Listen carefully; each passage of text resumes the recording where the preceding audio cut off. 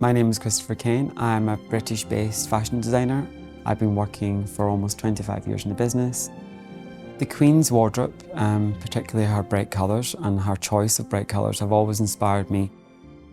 The privilege of being here and obviously amongst this huge collection of pieces dating back to her childhood to the present day, you can kind of see from the colours and the choices that she was a fun person to be around. She was cheeky, mischievous, and she was a spotlight.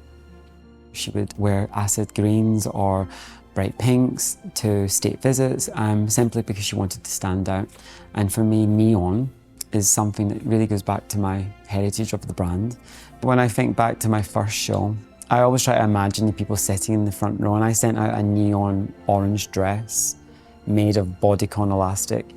People really sat up and you either loved it or hated it, and I think that's important about fashion. It's still an emotion and it evokes something.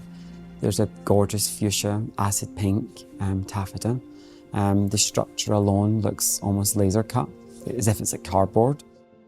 For my SS23 collection, we looked at a lot of tones from landscape, very earthy colours, and one specific colour was this gorgeous green, almost mint moss colour, which we put into like a twin set, which sort of echoed the uniform of the Queen.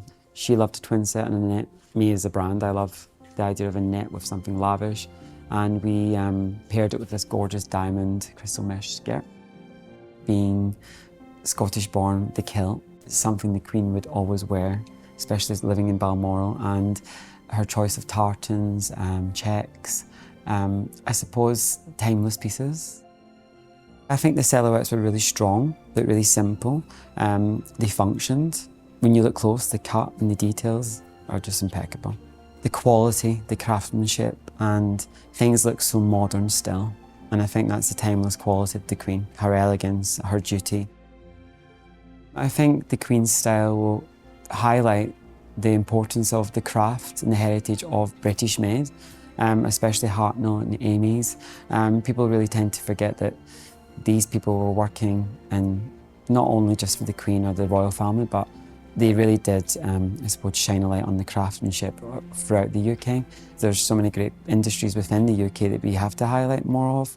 Hartnell and Amy's profound work in collaboration with the Queen and Princess Margaret, and everyone looked to them as style icons. So I think they really led the way when it comes to British craft and taste.